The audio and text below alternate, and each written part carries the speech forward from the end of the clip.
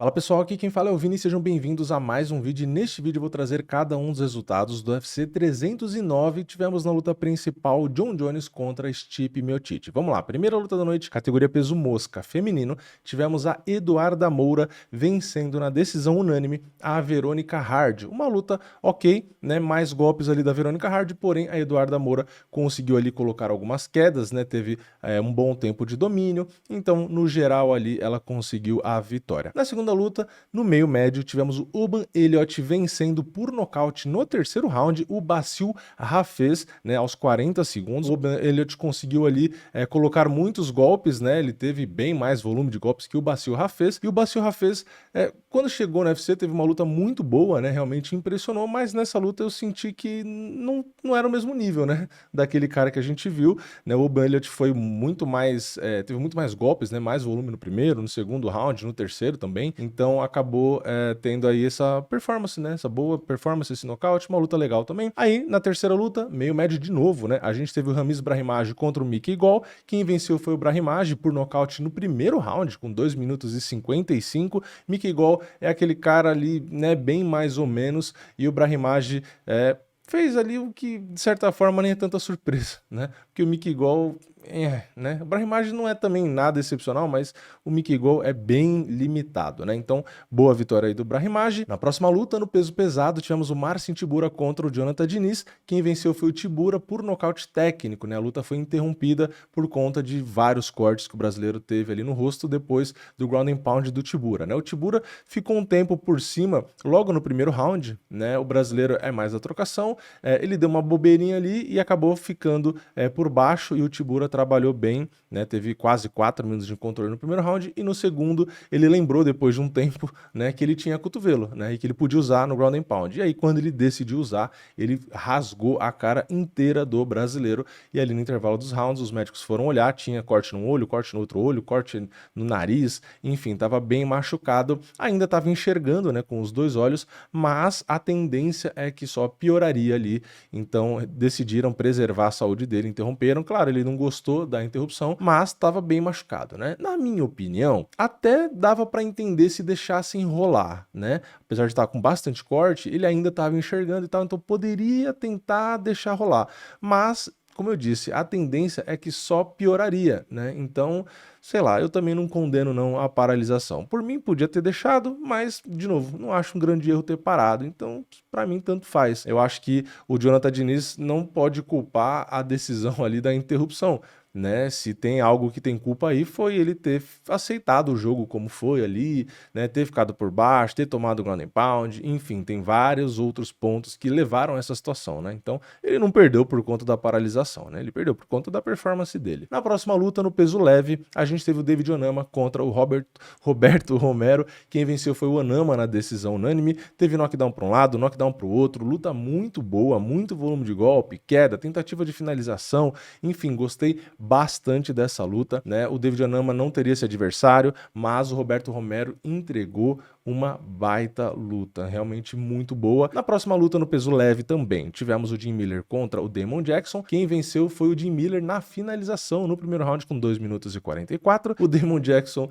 foi dar bobeira, foi entregar o pescoço contra o Jim Miller, tá de sacanagem, né? Jim Miller pegou na guilhotina e acabou a luta, né? Pegou muito fácil, muito rápido, e assim, a guilhotina perfeita. Então o Damon Jackson viajou na maionese e pagou muito caro. Na próxima luta no peso galo, tivemos o Marcos Magui contra o Jonathan Martinez. Quem venceu foi o Magui na decisão unânime. Finalzinho da luta, né? Terceiro round, o Jonathan Martinez começou a acordar, começou a querer colocar um pouco mais de golpe, né, e tal.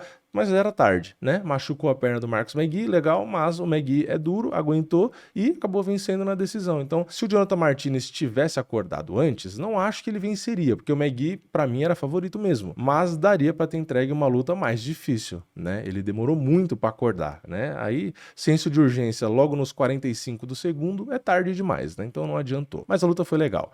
Depois, no peso casado, Maurício Ruffi, atleta brasileiro, enfrentou James Lontop, e o brasileiro venceu na decisão unânime. Pois é, foi para decisão. Ele era muito favorito, mas o James Lontop suportou muitos golpes, terminou a luta conectando bem mais golpes até do que o próprio Maurício Ruff, só que o Ruff conseguiu o knockdown, né? Então o Ruff tem uma precisão melhor, mas o volume realmente do James Lontop foi maior, né? Ele andou para frente, ele buscou a luta ali, mas ele tomou muitos golpes duros, né? O brasileiro, como eu disse, é muito preciso, bate muito forte, é um cara que sempre acha ali os caminhos, né, do que fazer, então ele explora muito melhor. Então não adianta só você ter volume, porque o Ruff acaba sendo mais efetivo, né? Ele economiza mais energia e causa mais estrago, né? Então é mais inteligente. Então ele conseguiu aí a bela vitória, confirmou seu favoritismo, mas o James Lontop, de certa forma, dá para dizer que surpreendeu, né? Porque o favoritismo do Ruff era muito grande e a aposta no nocaute dele também era uma grande possibilidade ali, e no fim ele não conseguiu, né? O James Lontop vinha inclusive de derrotas, então acho que isso também fazia com que o favoritismo do Maurício fosse maior, né? Porque ele vinha de 2 derrotas, uma delas inclusive por finalização logo no primeiro round, mas dessa vez ele suportou. Então, a performance do Maurício Ruff foi muito boa, né? Realmente machucou bastante. O James Lontop se destacou mais por ter resistência, mas é isso, né? Acabou indo para decisão. Dessa vez o Ruff não conseguiu nocautear, mas luta bem legal também. Depois, no peso mosca, a gente teve a Vivi Araújo contra a Karine Silva. Vivi era bem azarona, né? Pagava R$3, 3 e pouco aí, e ela conseguiu vencer na decisão unânime. Foi bem melhor do que eu esperava, tá? Eu achava que a Karine seria dominante no grappling e ela não foi. A Vivi fez frente, mesmo a Karine parecendo mais forte fisicamente, a Vivi enfrentou. A Vivi teve sim o seu jogo inteligente de movimentar, bater e sair e tal, então foi muito bem a Vivi, e a Karine acabou realmente ficando machucada, se desgastando um pouco, parecia talvez um pouco mais cansada até do que a Vivi ali no final. A Karine conseguiu uma queda, mas tomou 3 quedas, né? Então a Vivi não só surpreendeu ali no chão, como também no jogo das quedas, né? E como eu disse, na trocação estava bem rápida e tal. A Karine estava um pouco mais estática, porque ela é mais fortona, né? Mais parruda ali. Então a Vivi conseguiu explorar isso, né? A Karine acabou... tudo tem vantagem e desvantagem, né? Tem mais força, mas na hora da energia ali às vezes acaba faltando um pouco. Então, belíssima vitória da Vivi Araújo, né? Luta bem legal. Depois, na próxima luta, na categoria peso médio, tivemos o Bonico contra o Paul Craig, e aqui talvez a decepção da noite, na minha opinião.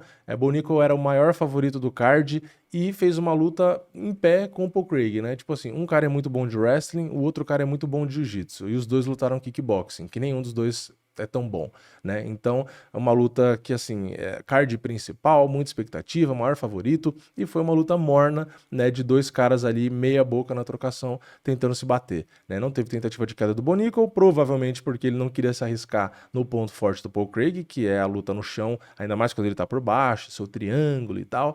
Então, o Bonico não tentou derrubar, o Paul Craig nem tentou, porque ele saberia, né, ele sabe, né, que o Bonico é do wrestling, então ele só ia cansar e não ia conseguir derrubar, então ele nem tentou, e aí foi isso, né? Um não quis enfrentar o jiu-jitsu do outro, o outro não quis se desgastar para tentar derrubar, e 2 caras meia boca na trocação ficaram ali se batendo num jogo bem meia boca, né? Então, uma luta foi 15 minutos de 2 caras que não são especialistas na trocação tentando trocar, ou seja, uma decepção. Na minha opinião, uma luta bem meia boca. É uma luta que não dá para assistir? Não, não é para tanto, né? Lógico que dá para assistir, mas muito, muito longe da qualidade que a gente esperava. Então, para mim é a decepção da noite. Na próxima luta e penúltima, peso leve, Charles Oliveira, Charles do Bronx, enfrentou Michael Chandler, revanche entre eles. Quem venceu foi o Charles na decisão unânime. O Charles dominou a luta até o 4º round ali, né? Foi bem mais tranquilo até do que eu esperava, mas o Chandler deu uma ressuscitadinha ali no último round. Claro que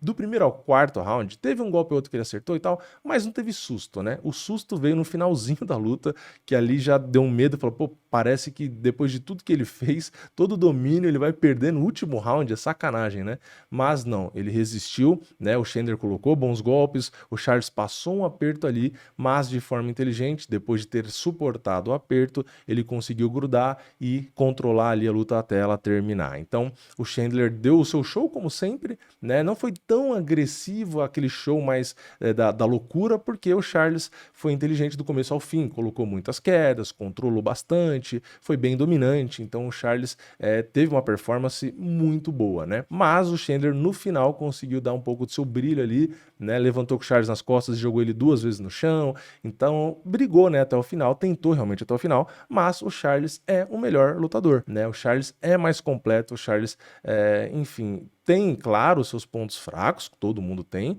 né? E o Chandler tentou explorar, teve um bom momento no final da luta, ok? Mas, no geral, o Charles é mais letal, né? Não tem jeito. O Chandler tem punch? Tem. Mas o Charles acaba tendo uma trocação mais completa e, além disso, ele oferece muito risco também na luta agarrada. Então, o Charles é melhor, né? Era favorito, era esperado vencer e foi isso que aconteceu. Para variar, deu um sustinho em algum momento da luta, mas é o Charles, né? Afinal das contas, conseguiu vencer. Então, teoricamente, ele é o próximo da fila pelo cinturão. O cinturão vai ser disputado por 2 caras que venceram ele, né? Foi o Tsarukyan na decisão e o Makhachev que finalizou ele, mas ele vem aí de uma boa vitória, uma performance dominante contra um cara duro, que é o Chandler. Tudo bem, o Chandler estava muito tempo parado e tal, mas não é um cara fácil de enfrentar. Então, o Charles mostrou aí que tá no caminho, né, para tentar retomar o cinturão. Acho 2 lutas muito difíceis, tanto o Makhachev quanto o Tsarukyan, mas o Charles é o Charles, não dá para duvidar dele, né? Não quer dizer que eu acho ele favorito contra algum dos dois, mas a chance sempre existe. E, na minha opinião, ele foi bem, né? Nessa luta foi melhor do que na outra performance. Então, quem sabe aí ele consegue, né, voltar a ter o cinturão. Vamos esperar aí, vamos ver o que vai acontecer na categoria, né? E na luta principal, categoria peso pesado, Jon Jones e Stipe Miocic. Jon Jones defendeu com sucesso o cinturão peso pesado, então agora ele entrou naquele hall, né, de campeões duplos que defenderam o cinturão nas 2 categorias que ele foi campeão, né? Pouquíssimos conseguiram isso, então ele faz parte agora também, né, de mais uma conquista muito grande. Ele venceu, não só defendeu, como ele defendeu contra o cara que mais defendeu na história da categoria, né, que era o Miocic, então defendeu contra um grande nome, e não só isso, né, ele venceu nocauteando no 3º round com um chute rodado sensacional na linha de cintura, e depois ele conseguiu mais alguns golpes ali. Fora isso, né, ele teve uma queda que ele derrubou o Miocic assim muito fácil, né, parecia nada. O Miocic, que é um cara que se defende bem de queda, mas Jon Jones derrubou muito fácil, controlou completamente por cima, usou muitos cotovelos no ground and pound, como esperado também. Na trocação eu tinha dito, apesar de muita gente não ter concordado, né, que o Jon Jones é muito mais versátil na trocação do que o Miocic, né? O Miocic tem o seu boxe e alguns chutes baixos, né, mas como eu falei e ficou provado aí agora de novo, né, o Jon Jones é muito mais completo na trocação, muito mais versátil, né? Tem joelho, tem cotovelo, tem chute rodado, tem chute baixo por dentro, por fora, chute no corpo, chute na cabeça, enfim, luta muito nas 2 bases. Ele lutou muito tempo de canhoto, ele é canhoto, inclusive, caso vocês não saibam, né? Ele é canhoto, só que ele luta boa parte de destro, né? Mas nessa luta ele investiu bastante na base de canhoto, mas ainda assim lutou de destro, e todo o repertório dele na trocação ele usa nas 2 bases, todo o grappling dele ele usa nas 2 bases. Então, assim, o cara é realmente o maior da história, né? E venceu o Miocic e só consolidou, né? Não é aqui também chegar e falar, ele venceu o Miocic, agora ele é o melhor da história. Não, ele já era, né, o melhor da história. Foi só mais uma vitória, performance impressionante, né? Porque ele é um cara que poderia ir para o caminho fácil e só derrubar o Miocic até conseguir ganhar no ground and pound, mas não. Ah, o Miocic é bom de boxe, bom de trocação, então eu vou ficar aqui trocando com ele. E ficou trocando. Então o cara realmente tem um nível de trocação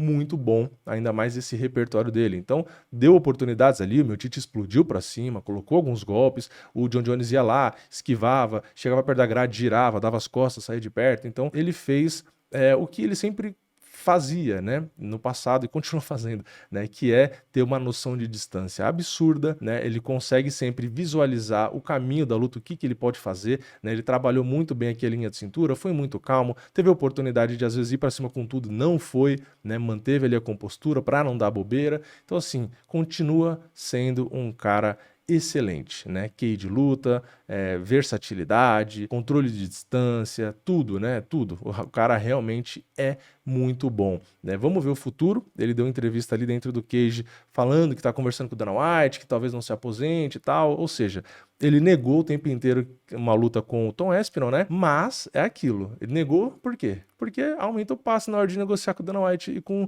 os matchmakers, né? Então pode ser, como ele mesmo disse, deu a entender, que aconteça assim a luta que o povo quer, né, que é com Tom Aspinall, né? Tem a luta com o Poatan, mas o que o povo quer mais é com Tom Aspinall, porque todo mundo, né, todo mundo não, mas boa parte da galera acha que o John Jones não aguenta o Tom Aspinall, então todo mundo quer ver esse teste, esse choque de gerações e tal. Então, o John Jones pode ter negado a luta aí com o Tom Aspinall para quê? Pro Dana White, a galera, todo mundo falar, movimentar, e o Dana White chegar e falar, cara, todo mundo quer essa luta, e aí na hora de pedir, o John Jones vai fazer aquele famoso banana doce, né?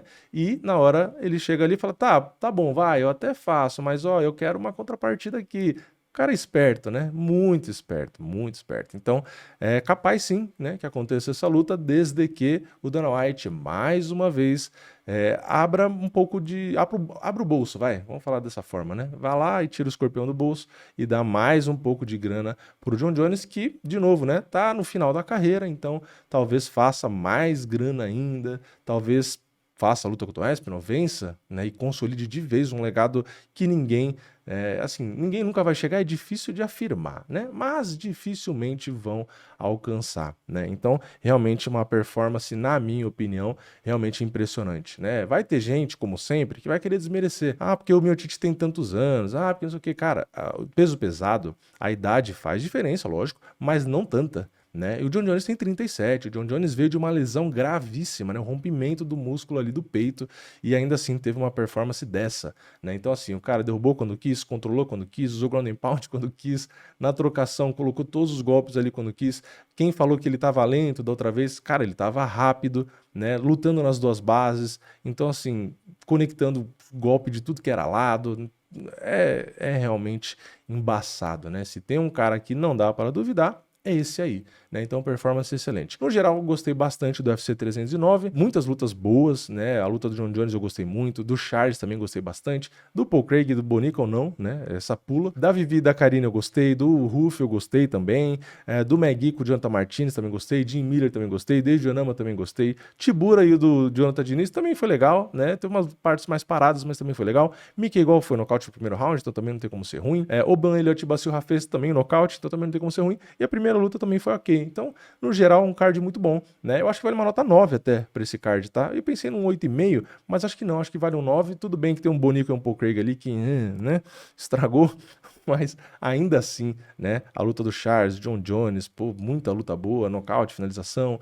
Então, eu acho que no geral vale sim aí uma nota 9, né? Para um evento tão grandioso como foi, né, e tudo, eu acho que vale aí sim uma nota 9. Mas eu quero saber a opinião de vocês, né? Comenta aqui embaixo o que vocês acharam, o que vocês acharam da performance do Charles, do John Jones, do Bonico com o Paul Craig.